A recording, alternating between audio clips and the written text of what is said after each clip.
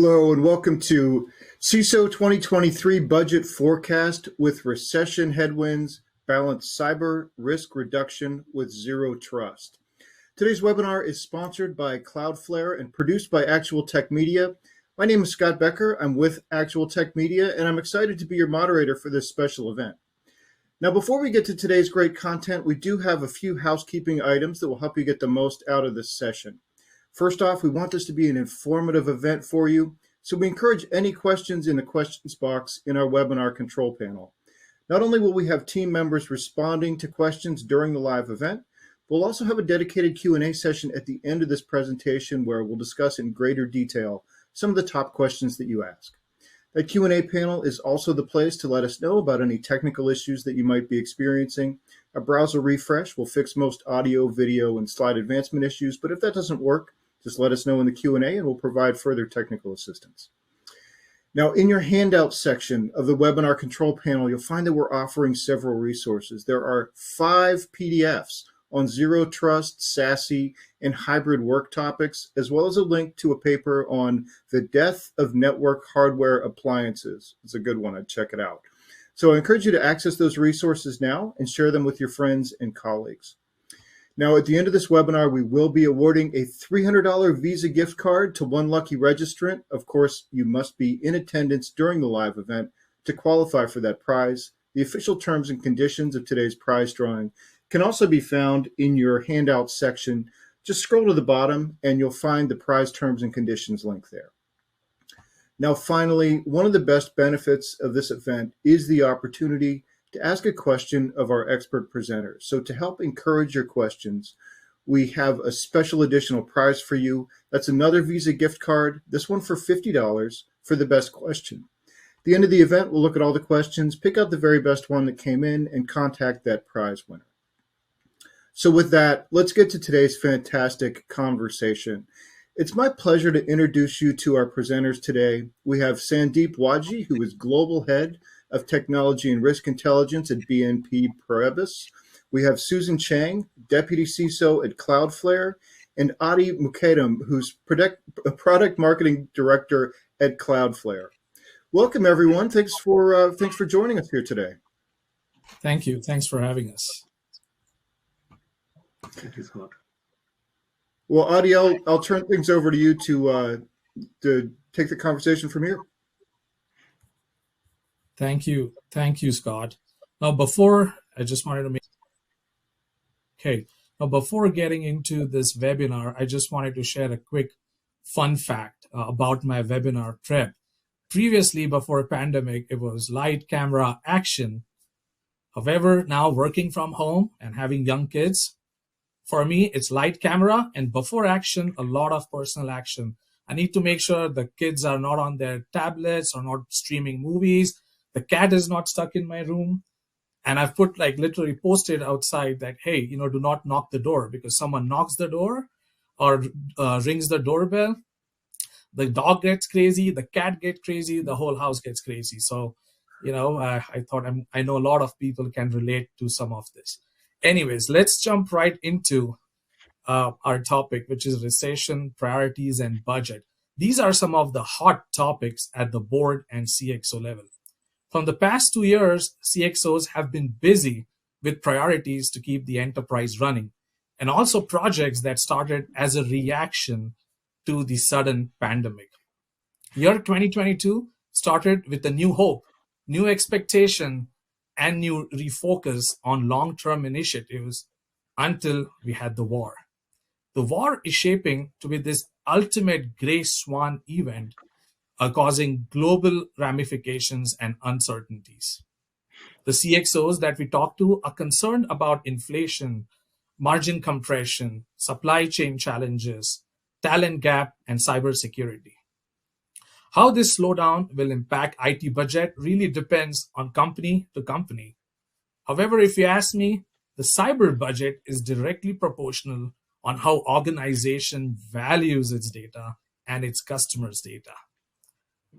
The potential recession is having CISOs pause, and some CISOs are using this as an accelerator for their initiatives. So this brings us to, is there an offense strategy Or is there a defense strategy? Or as we say in American football, is there a special teams play? Let's hear it from Sandeep and Susan. What do you think? Is there, what are your thoughts on this? So I think I can get started. I hope you can hear me well. Generally speaking, I think cyber is looked at as a cost center. So I would definitely not position it as a defensive strategy. I would rather position it as an offensive strategy in a way, in terms of having conversation and articulating the benefits that cyber brings to the table in terms of net cost savings, or accelerating business, or improving kind of opportunities for innovation. So I think it's important, even in uncertain times, you should be in a position to articulate to the management, also to, depending on which position you are in, to your board as well, to say that cyber essentially makes you more competitive. It allows you to safeguard your reputation, and keeps company in the right direction in terms of the risk management discipline. So defense is good, but it is, given the historical reputation cyber of being a cost center and not a profit center, I would rather encourage like having a proactive conversation with your management, with your board, and saying, you know what, we think we add more value and more innovation in terms of how business can go ahead and grow and kind of, increase the revenue opportunity. Yes, and to add on to that, I think just like any good football game, you have to understand the context of where you are in the game to determine if it's time to send in your offense, defense, or your special teams. So in that context, right, I generally think about spending the year, if you haven't already, really reading the tea leaves at 3 different levels. Number one is industry level, right? Depending on what industry your company is in, the industry as a whole may be on defense or may be on offense because of what, a good example of an offensive industry right now is the defense industry, right? An example of a company that, an area that may be on defense right now is the crypto industry. So understanding the tea leaves at that level and what that means for your company in that macro industry context will help you frame your conversation aware that doesn't just show you as a cost department, but one of the contributors to what's important to the company. And that's the second part, right? The second layer is understanding where is your company positioned in this. A good example that continues to be true is your company is trying to invest in lower cost locations, really leaning into remote employees, which means that your zero trust roadmap is even more important and contributes to the company's top priorities, right? And then thirdly is where are you at on your security journey? What's your maturity relative to your stakeholders? Are there regulation requirements coming up in areas you're operating in that's going to dictate that this is not a nice to have, but a must have in order for the company to hit certain revenue targets or commitments, right? So reading those tea leaves will help you understand these sectors of my budget is offense because our company is going on offense here and we are a part of the company journey. And these areas are going to be on defense, right? I just want to add like what Susan just said is if you take an example of the crypto industry, it's a good example actually. The crypto industry is a little bit on defensive right now. There is like a management term, particularly in terms of senior management conversations. We say that if you show them dead bodies, they'll think it differently. And if you look at the crypto industry today, whether it is the Ronin hack or just what happened with today, if you are in the crypto industry, to manage your management, how the bad looks like, they're actually going to invest in whatever you're proposing them in terms of safeguarding and growing your ecosystem. So I think sometimes there is opportunity in crisis as well. It's up to your messaging and how you leverage and how you kind of take it forward in terms of management conversation that actually matters. Got it. Thank you, Sandeep. Sandeep, just as a quick heads up, your voice is cutting in and out a little bit, right? So as you're talking, but I could hear you and understand. So thank you for that context that you said. So going to the next slide, as you heard from Susan and Sandeep, there are different perspectives. The offense or defense depends. So now look at some of the three surveys here. There are a lot of C-level surveys that were out recently, and I really enjoy reading them to get the pulse of what is the CXOs, the CIOs, CISOs thinking. So the first survey talks about the top three IT projects least likely to get cut should the economy worsen: security, digital transformation, and AI ML. Well, I'm not really surprised if you ask me, because security is important, but during recession or downturn, it's even more important and critical, as we all know. But digital transformation and AI during pandemic accelerated, and this is, I would say, the second time in few years that we get an opportunity to really, the IT leaders get an opportunity to transform.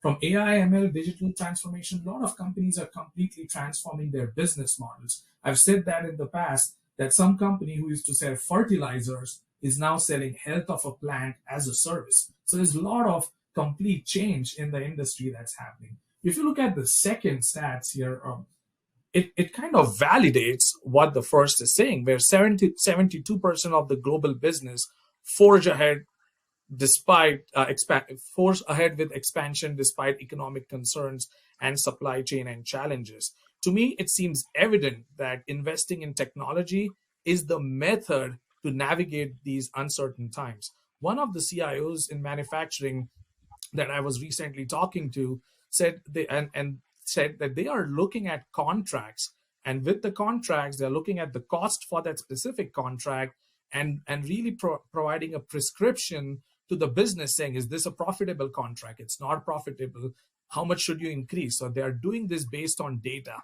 So there's a lot of insights happening based on the data and digital transformation. Lastly, let's look at it from a cybersecurity perspective. 77% of the C-level executives are increasing their spend in zero trust over the next 12 months. I know zero trust has been there for a few years. We're going to talk about it a little bit later. But last year, Biden administration made it compulsory and mandated the federal agencies to adopt and implement zero trust model by 2024. Now, a lot of CISOs are thinking, well, can this also become a necessary mandate for us in private sector? Not mandate per se, but can cyber insurance add zero trust and say, hey, if you need to have cyber insurance, you have to have a zero trust. So there are a lot of CISOs are thinking from a perspective about zero trust here. As you look at and as you correlate all this, the way I see it is the show must go on. The business leaders and the CXOs are saying, we are not stopping right now. We rather want to make this time. We want to invest in technology. Because if I was a betting man, I would say companies who invest in technology and security during this downturn are going to separate themselves from the competitors, right? So it seems like cyber and digital, there's no stopping it. Any thoughts or comments, Sandeep, Susan? Sure, I can start off on this one. So, number one, completely agree. The economic climate ahead does not impact what your security priorities are, but rather the shaping of it. In fact, the fact that it doesn't materially change your strategy shows that you're a strategic organization versus a reactive organization, right? But what does change is how you contextualize and frame why your priorities are still essential and important in this climate. And I'll walk through actually the top three findings as an example. So from when you think about the economic climate ahead, every finance team is preparing different scenarios. The number one lever for cost management that is effective on a quarter to quarter basis is headcount. And you're seeing a lot of news about that right now. And in that context, right, when headcount is managed in a budget, that's one half of category wise of what you spend on. The other half is your vendor spend, right? So for example, if you forecast a 25% increase in alerts that you are going to hire a more SOC analyst to address to, but now you're, for example, in a headcount freeze, you should have a vendor or staff augmentation strategy that doesn't fall under headcount spend, but still allows you to meet mission critical needs. And I think what Adi mentioned around cyber insurance is very important. All CISOs right now, when they're going through a renewal process, it's taking 2 to 3 times longer, and your initial premium proposal is twice as large, right? There's even sectors that cyber insurance professionals are refusing to cover on a blanket swath. And the ability to put yourself in the right position in those conversations is to show that you have the critical areas covered and you're continuing to invest in that, whether it's through headcount or vendors. Going back, and then the second one, digital transformation, right? So supply chain challenges, these have been ongoing for a number of years and at this point, and exacerbating. And in that sense, right, it is even more important to shift to a hybrid or even cloud first strategy across your organization, or you're going to be increasingly encumbered by different gaps in your hardware supply chain.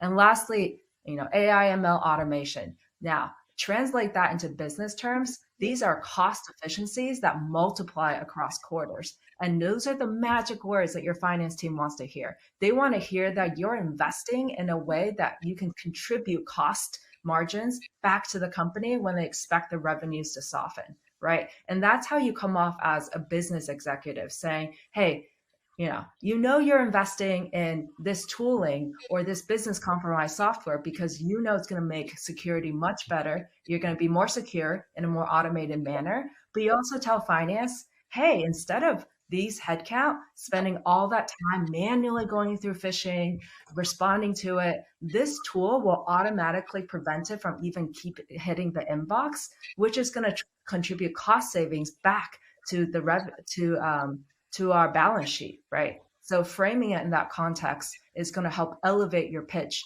during the next budget season. Great perspective, Susan. Thank you. Sandeep, anything you'd like to add here?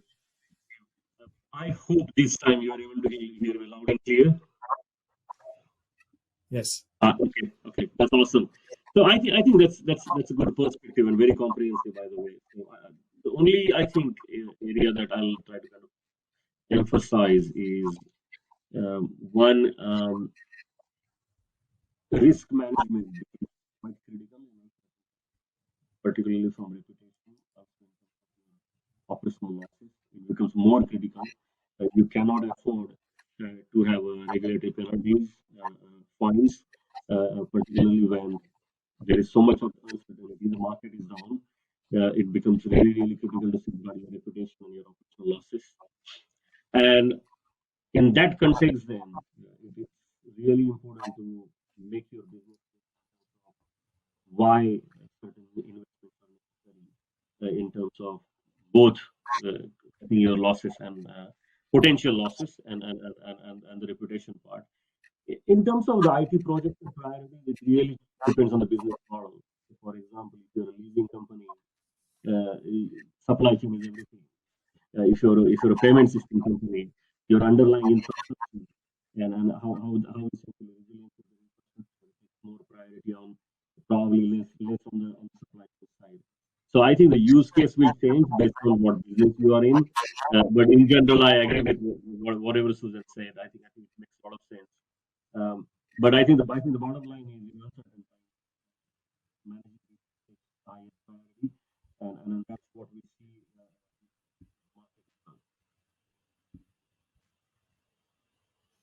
Thank you, Sandeep. Appreciate that perspective. Great discussion. So going on, we want to talk about budgeting and what should be, what is the CISO 2023 budget forecast look like. But at the same time, it's important to understand how budgeting is done, right? A lot of us know that. Some of us have ideas, but in this webinar, we wanted to cover how budgeting is really done. The top-down approach, the bottom-up approach, or the hybrid approach, right? So Sandeep, Susan, do you want to give a perspective about how budgeting is done? Sure. So I can start off here, and I'll actually speak first in more generic terms that's applicable to any department, whether you're security, IT, or the people team, right? So typically during budget season, and the shape and flavor, duration, and maturity is definitely dependent on how large your company is. But generally around Q3, teams should be thinking about what are we trying to accomplish next year? Where are we getting to? And I call that more the strategic planning. What I've seen across companies of different sizes is it tends to be a bottoms up approach with top down directional guidance, right? And because generally I would advise teams to start thinking about this earlier so that because then they can be much more collaborative, not just within the team, right? But also with their key stakeholders. And then as top down guidance comes down, some of the key ones are if you're a public company or a private company of a certain size, the board typically meets around Q3 to lock in on a revenue growth target that then they look at cost levers and back into a growth target at a department level, right?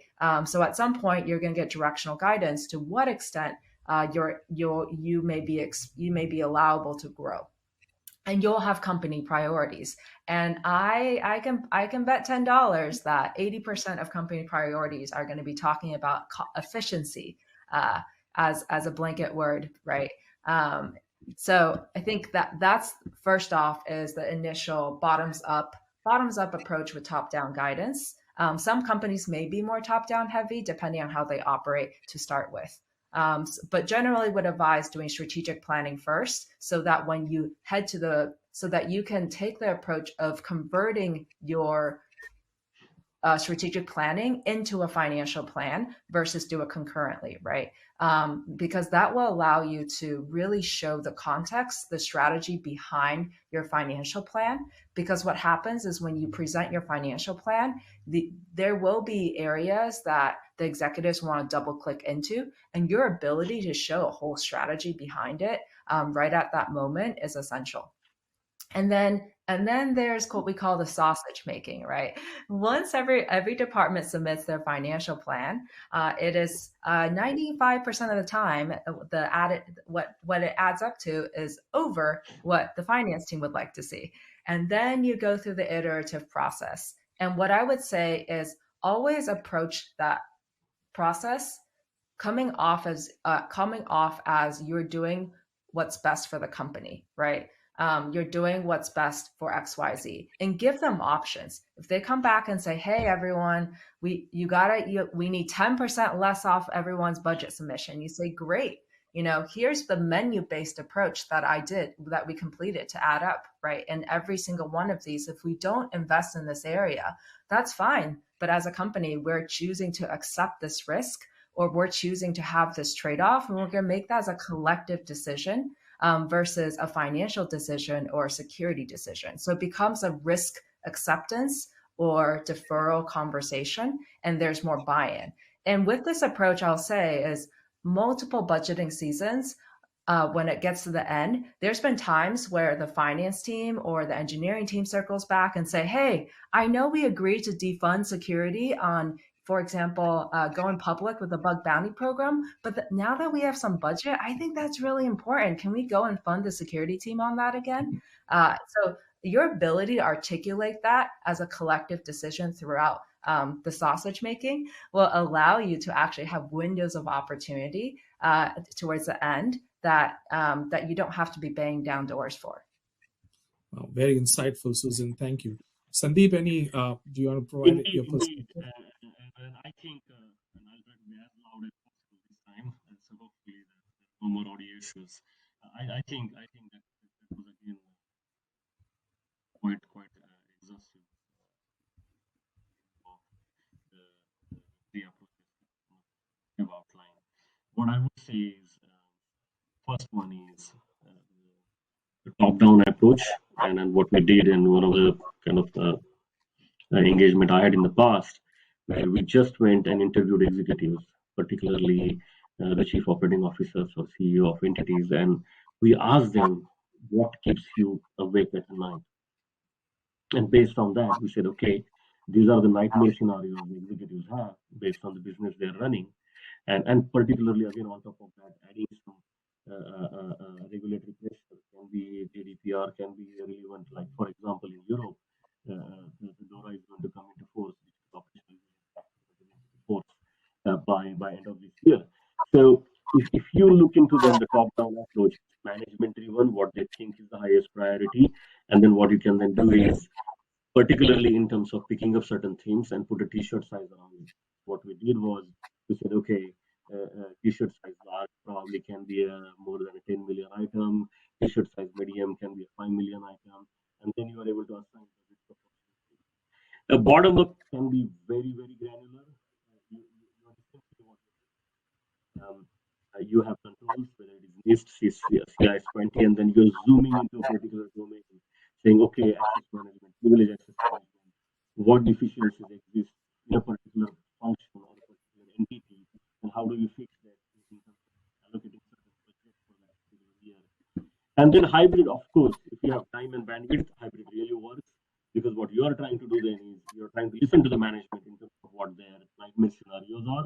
It's almost like scenario planning coupled with what you see in terms of your NIST assessment or CI or your penetration testing or rating results.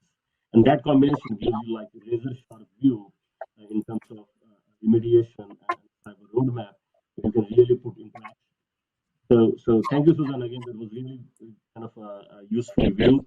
I just wanted to share also proactively and tactically. Thank you, Sandeep. That's very, very helpful. Now we heard about how budgeting is done, and now I would say it's important for us to think about what are some of the budget considerations, what are some of the questions that that are being discussed at the board level, the CISO level, on how to balance potential impact of recession with managing critical risk, how to recalibrate the roadmap during uncertain times, and how do we do more with less. I think so. The how do we do more with less is very interesting. But let's hear from Susan and Sandeep. What are your thoughts? And we can take the question. We can start for the first question: how to balance potential impact of recession while managing the critical risk. Sure. So I can start here. So number one is, most likely your board, executives, and finance team will come up with how the company is balancing this and how they forecast your company's position in this. So this one is less related for you to figure out, but for you to stay in close touch with how your company is thinking about it, right? So once you understand that, then you frame your budget around it, right? Don't be the contrarian that goes, well, even if it's true, don't be the contrarian that goes, well, security is so behind, right? I need 120% more budget when everyone's being asked to hit 15. You'll invite more criticism than you will supporters, because they want everyone to understand that these are unique come together moments ahead, right? And that's why, kind of going back to what I was saying earlier, building your budget as a series of options with clear, opportunities and risks outlined of what you will contribute to the company if this is invested in, and what risks we may need to take on if it's not invested in, is important. And your ability to tie that to mission critical business operatives is key, right? So I'll give an example. If you being involved in the industry, right, know that you have recent competitors that have just been hit by ransomware, right? That elevates your pitch that, hey, it is a business critical impact if we don't get zero trust in place so that we can prevent lateral movement, right? It's those conversations that will help you say, this may have a material impact on what we're all trying to manage towards.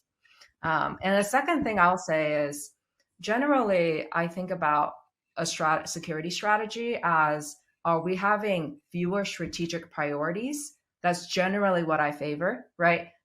Focus on what are the priorities relative to the highest risks and business needs, and do them well versus do everything. However, there are special occasions where, for example, when GDPR came out, or other regulatory or compliance requirements that you're committed to, those, if there's a lot of work to get there, it generally requires some peanut buttering, right? So you need to think about how you frame that, and therefore set the right expectations. So while peanut buttering is not my favorite strategy of any kind, sometimes if you can tie that to we need to hit this or we cannot gain revenue from these customers in these geographic locations, it is a very easy sell, right? So I think I just want to add on top of what Susan had shared here. And again, taking in mind the audio issues, I have to be a little bit loud. Um, Depends where you are, and I would say it's a wave. I'll give like a real life example. Healthcare industry did not have any budget during the COVID pandemic. You ask the money in terms of protecting the IP, protecting the supply chain, you got it. So it's the ability to have that conversation, measurement, both the wins, particularly when your business is outside. For example, today, Airbnb, oil and gas industry, they are in such a high wave phase, particularly in terms of budget or what you need to do in terms of accommodating that risk or impact. It's a no-brainer or no question at all. So I think when the times are uncertain, you actually need to show the good picture to the management and say, hey, you know what, we are another wave away, and we need to prepare for that wave when our appetite to grow, our appetite to kind of accommodate that risk is going to be higher. And at that point in time, from risk and controls perspective, we better be ready. We better be ready to go to market. We better be ready to innovate and get that market share when our opportunity comes. And that's what specifically, and I can quote an example specifically. Maybe I'll not take a name, but a travel company in Europe, and you probably guess what that company is. They kept hiring during the pandemic. They kept hiring the risk staff. They kept hiring the cybersecurity during the pandemic because they knew it's going to get over, and when it gets over, people are going to clean up their bucket list. And you can see, even in the current situation, high inflation, war going on, nobody has stopped traveling. Everybody has booked their holidays, and travel sites are like 100% their capacity. So I think it's having that, and I'm a big fan of being, having a plain English conversation. That plain English conversation, maybe that cyclic view, saying, you know what, our wave is going to come. How do we then essentially be ready for that wave and ride it successfully? That's what matters. How to do more with less? It's generally it's not just good times or bad times. You still need to do more with less, and it's simply because we all know there is talent issue in the industry. It's just not going to go away, whether it is recession or whether there is no recession. There's just not enough cyber people around.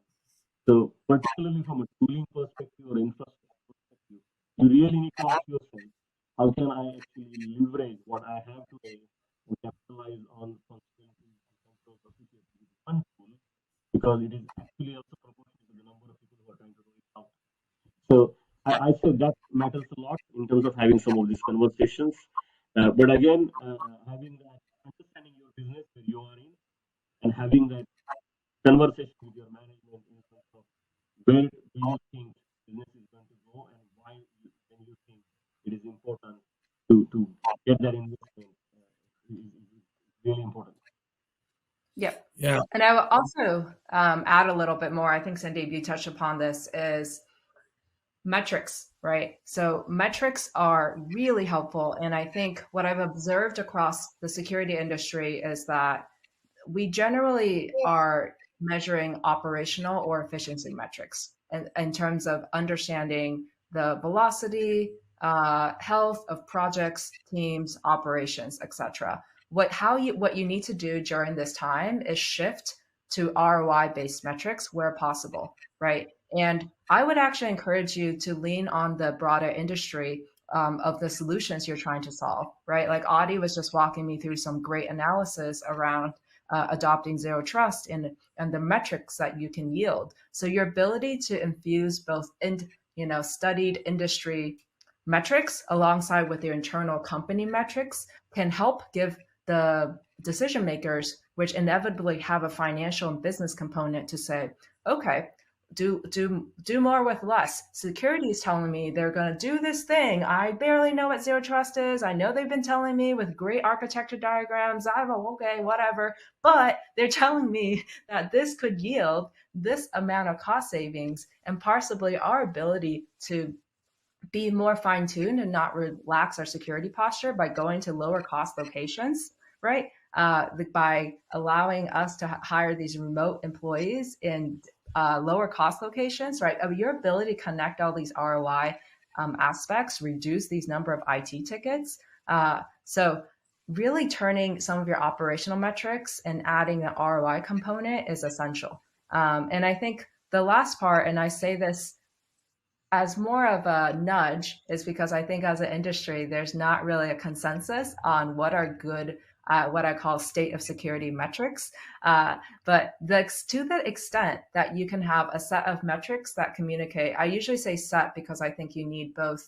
You usually need two metrics so that you counterweight against possibly chasing one metric and decreasing quality in some other areas.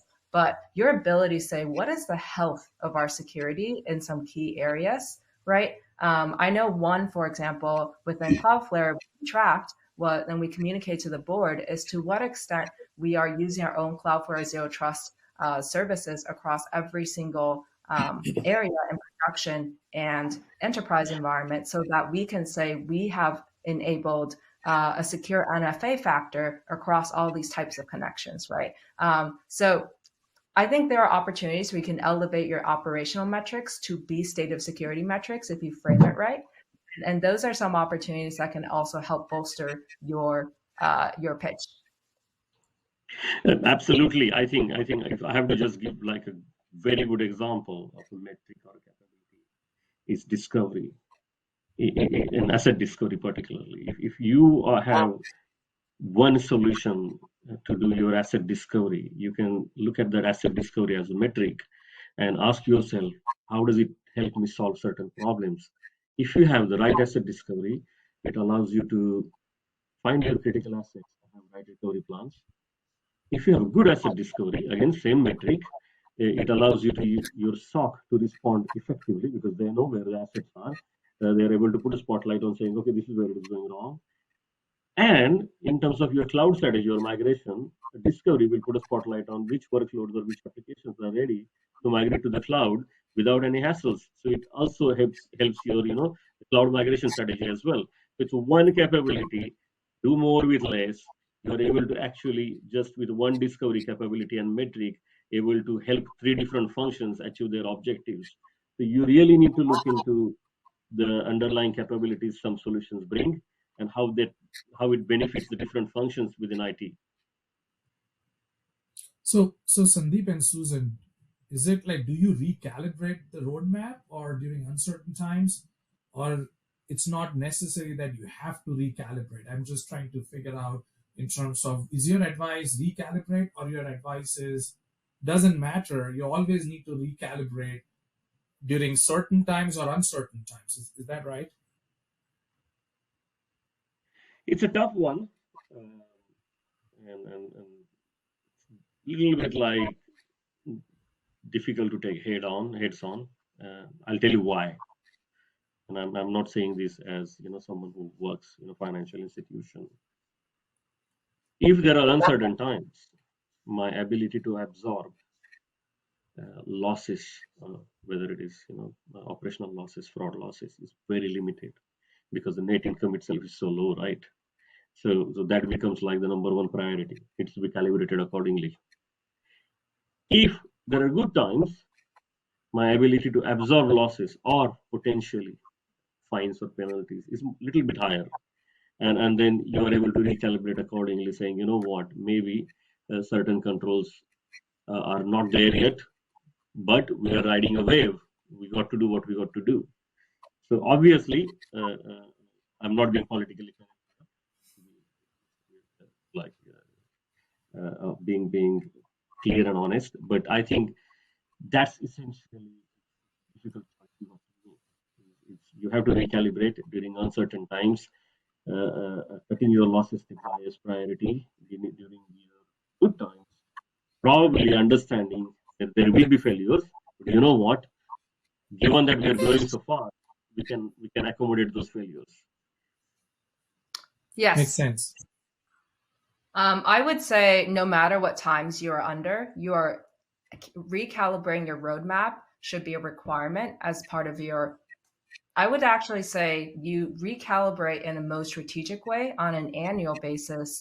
You recalibrate based upon how the year is going at the start of in Q2, right? So that you can recalibrate relative your second half of the year. And then even on a quarterly basis, there may be adjustments. And I say that because one of the best things about working in security is that it's highly dynamic and it's accelerating in importance. So, and especially when operating in such economic climates, security also works with a ton of stakeholders and they may be impacted in different ways. So your ability to constantly recalibrate your roadmap based upon all of these signals will help you make sure you're always working towards the highest priorities, right? That you're not overburdening your teams because you've locked your roadmaps and you're pushing them down. But this year there's now this new thing, and we are launching this new product line that's fundamentally a different architecture than what we've done before, right? Like all of these things need to be refactored across your roadmaps. Got it.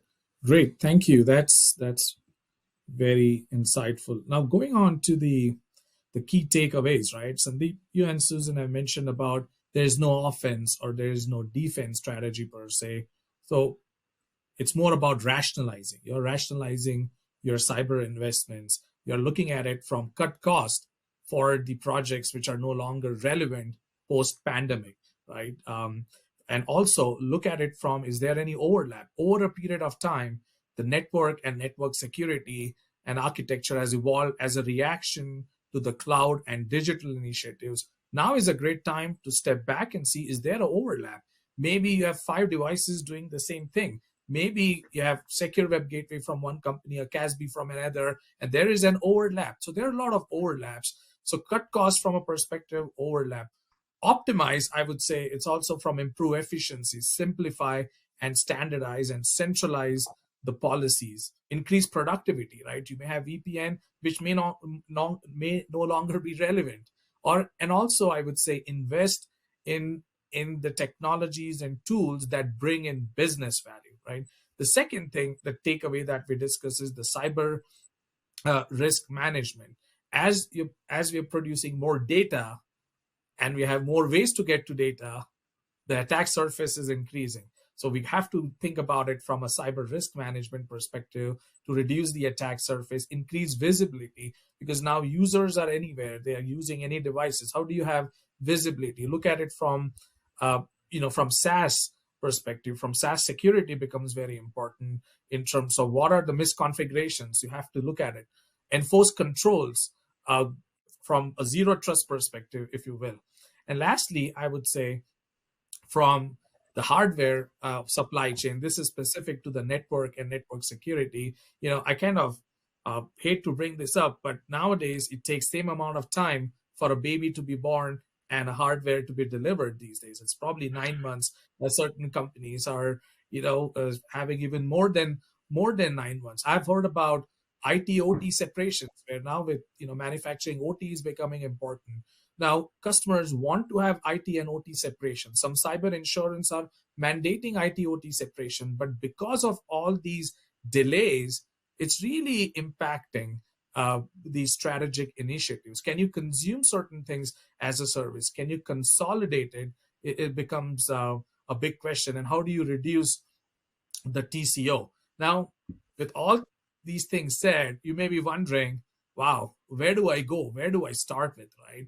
I would say it's easier to look at it from a zero trust perspective, because from a zero trust point of view, it can help you in all the 3 areas. It can help you to rationalize cyber investments, cut costs, optimize. If you're using VPN today and you have to increase productivity, look at zero trust network access perspective. Investing in zero trust, the way I see zero trust, it's a foundation to multi-cloud connectivity, which is foundation to digital, which helps in business transformation. So investing in zero trust is very strategic. From cyber risk management perspective, I would say reduce attack surface. We have some stats coming on in the next few slides, but it also helps you to increase visibility from the user perspective, from the application perspective, enforce controls consistently around the world. Now, Zero Trust platform, you can choose 4 or 5 different vendors doing something, but from Cloudflare perspective, we do have one platform where you can consume these as a services. You can enforce consistent policies. Now you have firewalls, you have other things, URL filtering, you have secure web gateways. You can all consume it from the cloud and consolidate them to lower the total cost of ownership. So I think so Zero Trust is a great way to balance overall rationalizing your cyber investment, your cyber risk management, and also the hardware supply chain. I can talk about this for an hour, but I think so it's one of the key takeaways, I would say. Yes, I actually want to double click on one theme you mentioned is vendor consolidation. That is a scalable strategy that I hear a lot of CISOs looking into, right? And the key is really looking for, I call them more partners versus vendors, because when you achieve a bi-directional relationship with your vendors, then that's elevated to partners. Choose partners that have either a true platform that can scale with your growth, right? Instead of buying 10 different point solutions that do features or products really well, pick a company that do the most important things to you well and do other things decently well and can scale, right? And that reduces, for example, when Log4j hits, you only have to contact one company to understand what's your supply chain impact versus 10. And that's 10 different, that's 9 less integration points. There's 9 less, or not 9, probably way more API areas you have to worry less about, right? There's a lot going on there. So I see a lot of effort into that. And it doesn't also have to be a platform. It can also be vendors that really put their actions where their mouth is around integrations and being developer first, right?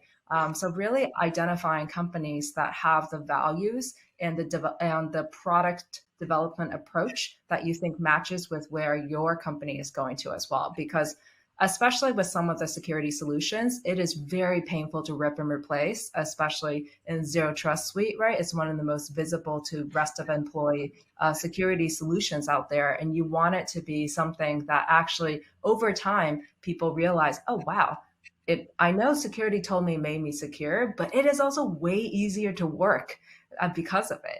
And that's actually, funnily enough, why Cloudflare got into Zero Trust is we had developers that just were sick of doing the whole VPN dance just to look at our production-based dashboards. And our one of our product leaders who just ended up, taking a little skunk team and making it. We're like, wow, this is way easier and way better. So it was really actually a performance reason that drove it. So finding those opportunities to do so will really elevate kind of what you're bringing to the company. Makes sense. Sandeep, any thoughts? I think we need to balance it in terms of the outlook. People on this call, maybe executives as well, and a lot of messages here. And if I have to zoom into the supply chain as a topic, is again looking into the general human tendency and trend. We buy from people we like. We buy from people who are coming through references, someone who are essentially endorsed in terms of who thinks, in terms of other great providers. What I'm trying to say here is, just as in a good organization, HR is empowered to be the best function to build that culture and capability. When you look at supply chain, you really need to have, do you really have an empowered team? Are they really looking into the right metrics in terms of an organization which is invested in customer success, invested in development teams? A product is just a product. It's not going to do its magic if it doesn't have underlying investment done by company in terms of providing that right support and scalability to your organization. So I would say don't just focus on a product, focus on companies who have really done investment in customer success, thought leadership, and then ask yourself, okay, can I essentially really scale with this particular provider? Because that's how you build a relationship. For me, a technology provider is a relationship building exercise. It's of course all products can do the same job, but then how diversified they are, what their global presence is, and how they are essentially making it possible across different regions. That's all it matters. In terms of, I think zero trust is spot on.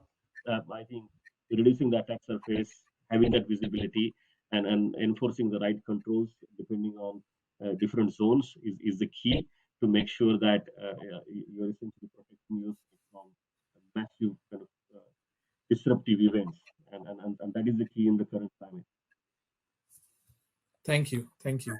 I Mhm. know, I'm going to touch, in interest of time, I'm going to touch upon this slide. I know there are a lot of questions about zero trust. One of the CISOs said 50 shades of zero trust because it means a lot of things. Without getting into more technical details, here's the analogy I came up with, right? Imagine you are going from, let's say I'm in Denver, I'm going from Denver to San Francisco. I have my boarding pass or print out my boarding pass. It has a QR code. I go to the go to the airport. The security looks at the QR code and then scans it. It tells him or her, who has bought this ticket. Maybe I can print any random QR code and pretend that I have a flight, but now the QR code tell who is this issued to. Then the person looks at my ID, and ID has a watermark, so it's not a fake ID. Then the person validates the identity. Now then you go through the security scanners. The bags go through the security scanner. They have technologies to identify any unauthorized things. You're doing posture management if you think about it. And then once you go out, you go to the concourse, right? And however, if there is a flag, someone can again rescan your bag, open up the bag, and so on. But when you go to the concourse, you have to go to a very specific gate and rescan your QR code, which again validates what you want to do and go in. So if you think about this, zero trust is very similar. It allows you to go from one point to the other point safely. And it takes in consideration what's your purpose, what's your context, right? Very similar to what you see at the airport. Then if there is a suspicious item, then you can look at it, right? You have remote browser isolation. You have CASBs, you have secure web gateways. We can look into some suspicious item. The other thing I would expand on that, once you go to the concourse, I cannot change my mind and say, instead of going to San Francisco to meet Susan, let me go to London to meet Sandeep. This is called lateral movement, right? I have to go to the very specific gate that I'm supposed to. Now, let's say someone is inside the plane, something happens, you're isolating it to that particular plane. This is micro-segmentation, if you think about it. So from a zero trust point of view, yes, it is a mind shift change. It allows users, machines, sensors to the applications which are anywhere seamlessly and optimally, because the previous way, how the networks are built, the user rides the network, goes to where the security enforcement points are, and then does what he or she is supposed to do.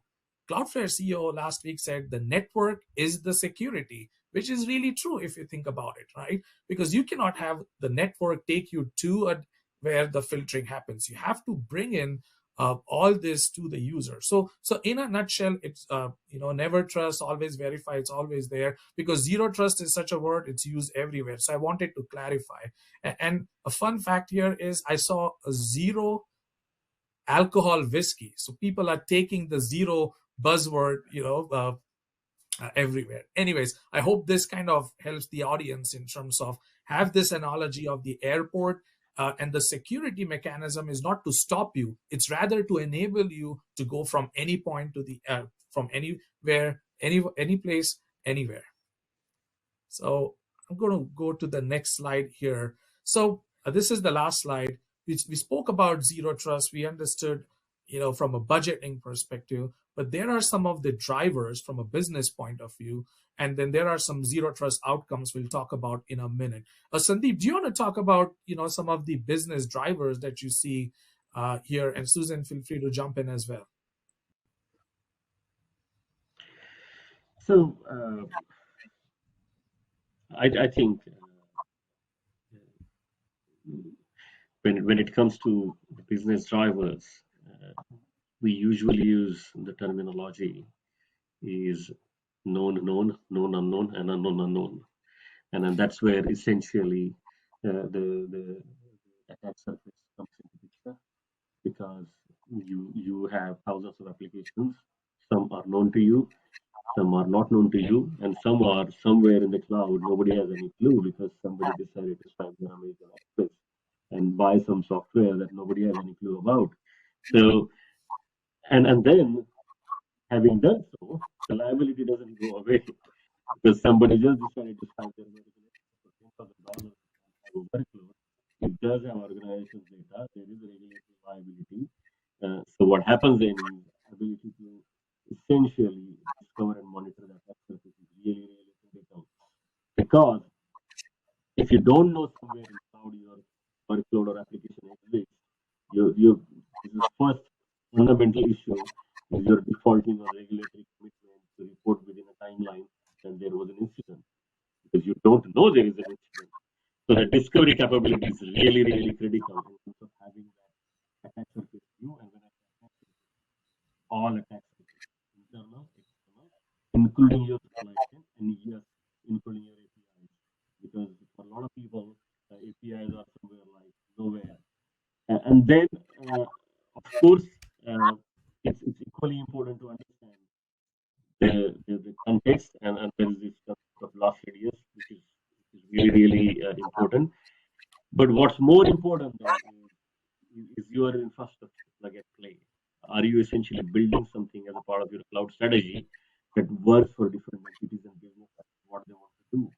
And I can give an example specifically in the current market and climate analytics. Everyone is trying to harness the power of big data. And I personally see, in terms of what's going on in the industry, whether it's financial or any other business vertical, everyone is trying to do something with the data and what you have is 10 different analytic products or 10 different essentially instances. You can actually create an infrastructure that works for your business in terms of having that analytics and intelligence capability. The last one is, of course, there is a lot of fatigue when it comes to managing this IT, and that all can be combined together in terms of streamlining your IT management. And then this is all tied together to the customer experience. If I have 10 workloads on 10 different hosting service providers in other parts of the world, of course, my customers are not going to have the right customer experience. And goes with the technology component as well, by the way. What technology components are embedded within your applications? So I think when you look at your IT applications, subcomponents, discovery allows you to make it better in terms of what you choose. What you choose allows you to make it better in terms of creating that plug and play infrastructure. And then it also helps you have the right customer experience. So I think it all goes hand in hand. So what the business drivers are, particularly in terms of the zero trust system, I would really say it does make a difference. Right. I think that's well put. And to kind of summarize and tie to these are great stats, by the way. Definitely use these in your budget for as metrics from the industry if you so choose. The reason I think it is so important to talk about zero trust is, as an industry, it is one of the areas that we can truly embrace as and help shift the mindset of our key stakeholders in engineering and the rest of your company on security as a blocker, but an enabler, right? Because there are parts of the technology has evolved so much that, for example, the stat on latency, reducing latency, right? This is not just a security solution. It is a performance improvement solution. All right. Your ability to go and go to the conversations around budget and say, this is not just a security ask, this is a security IT engineering ask, because it not only makes us more secure, but it gets us more data in areas that we truly care about. And oh, hey, it will be a more seamless experience and faster performance for all users. It's a win-win-win. And in that context, I think humans, as someone that's gone through the zero trust journey a couple of times at different companies, is humans are creatures of habit, right? When you introduce something different into their workflow, they'll have this, some people will have a misperception that this is going to slow them down. But your ability to really show that, hey, it actually speeds you up and we have to worry much less about you. Every year Cloudflare operates in a lot of high risk countries. We power a good portion of the internet, which means we are targets of fairly serious threat actors. And watching our ability to reach a high level of confidence that we are not compromised on the incident because we have so much more data from having zero trust at, I love the analogy, right? At the concourse, at the gate, on the plane, like we have data from every single one of those points. We can trace it, right? And to know, okay, they may have accidentally given away their credentials. This happens. It will always keep happening, right?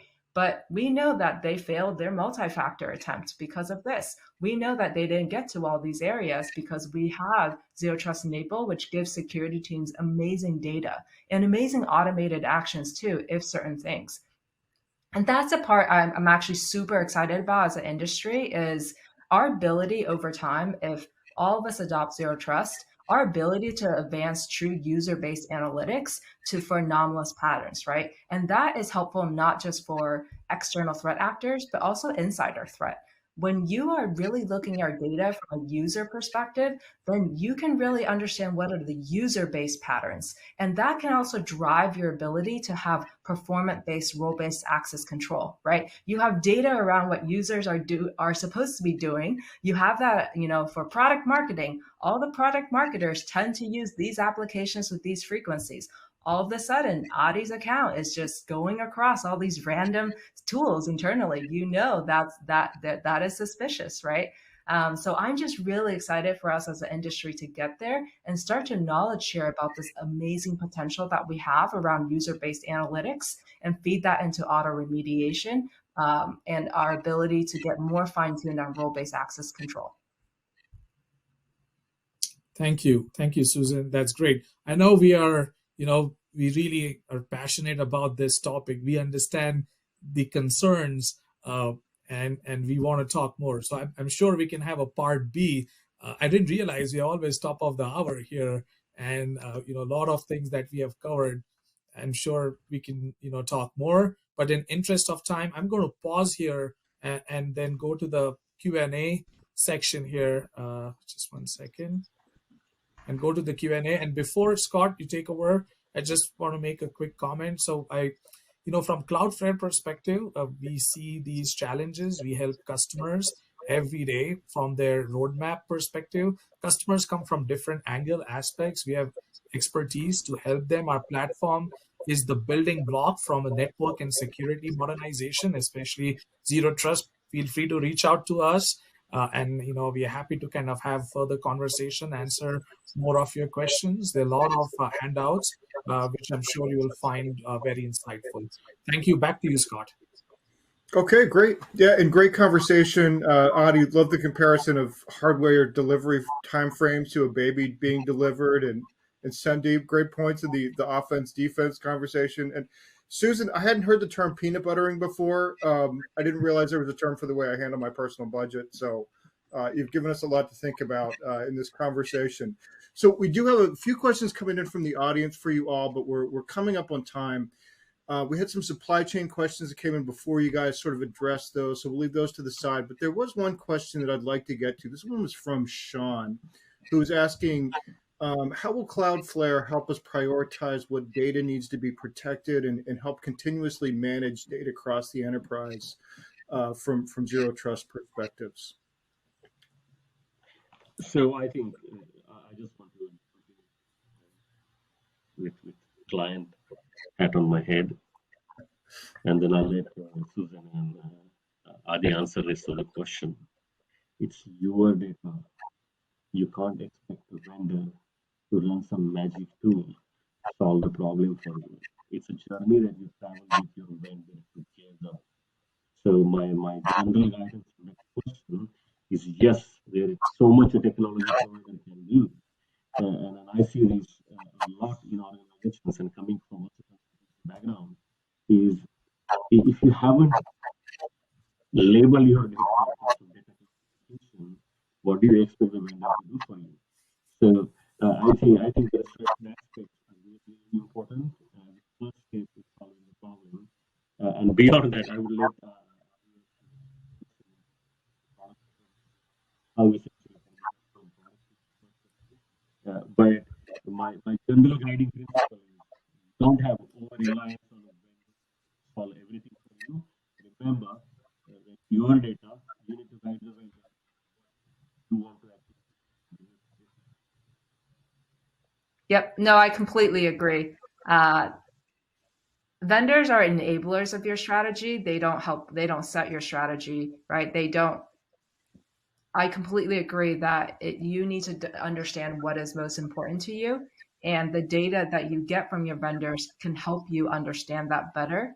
I would also say, and specifically in the zero trust context, right? Once you know that your most sensitive data are in these specific applications, you know those are your high priority tools, applications, or systems. And one thing we really appreciated being able to do is be very fine grained about rolling out more restrictive methods of multi-factor authentication, right? So for example, we know that this internal tool has ability to potentially, for those that have a direct business need and access customer configurations, right, and potentially edit them on their behalf. So we know that's not just sensitive data, but sensitive actions. So we would target that earlier in a rollout of more restrictive multi-factor authentication or additional security controls that are expected.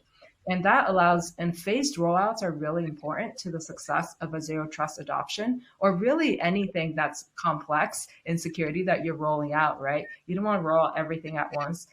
A, that would just overtax your team. And B, you don't get to learn from that experience. So the ability to set very fine-grained groups, ability to say only for these applications and no else. And you can even say things like only for these, if there's logins from these countries or something like that, right? You can say, nah, not for this.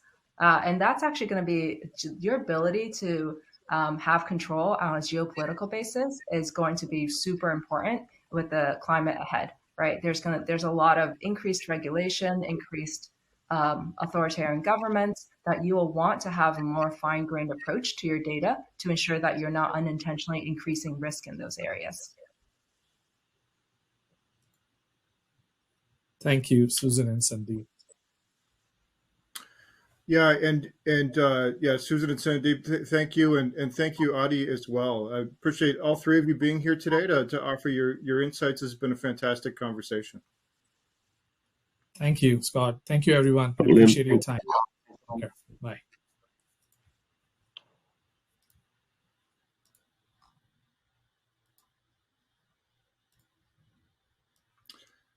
And before we wrap up, we have one more piece of business. It's the $300 Visa gift card prize drawing. And the winner of that gift card is Aaron Sampat from California. So congratulations to Aaron.